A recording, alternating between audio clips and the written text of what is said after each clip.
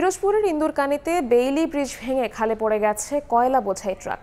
এতে কলারণ সন্ন্যাসী মোড়লগঞ্জ পিরোজপুর সড়ক যোগাযোগ বন্ধ রয়েছে। ঘটনাস্থলে আছেন রিপোর্টার জিয়াউল হক জিয়া। সরাসরি যাচ্ছি তার কাছে।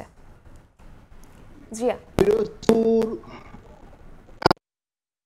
কলারণ সন্ন্যাসী সড়কের মালবাড়ি নামক স্থানে গতকাল রাত আনুমানিক ৩টার দিকে একটি কয়লা বোঝাই ট্রাক বেইলি ব্রিজ ভেঙে খাদে পড়ে গতকাল রাত থেকে এখানে সড়ক যোগাযোগ বন্ধ রয়েছে।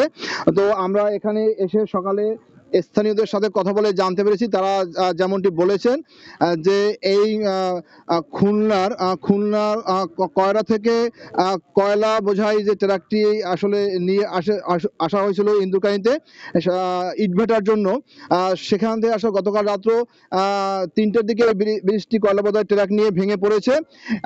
এই পিরোজপুর ইন্দুরকানী কলারণ সন্ন্যাসী সড়কে মোট 5টি এই যে বেইলি ব্রিজ রয়েছে। এই ব্রিজগুলি অধিক ঝুঁকিপূর্ণ রয়েছে দীর্ঘদিন যাবৎ।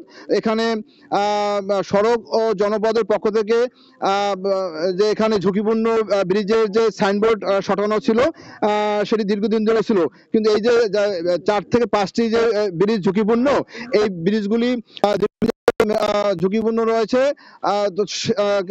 এখানে 5 টনের অধিক যানবাহন ওঠা নিষেধ ছিল, কিন্তু গতকালকে রাতে এই যে কয়লা বোঝাই ট্রাকটি ওঠার পরে বৃষ্টি এবং সাথে বৃষ্টি পড়ার কারণে স্লিপ কেটে মাল বোঝাই যে ট্রাকটি পড়েছে।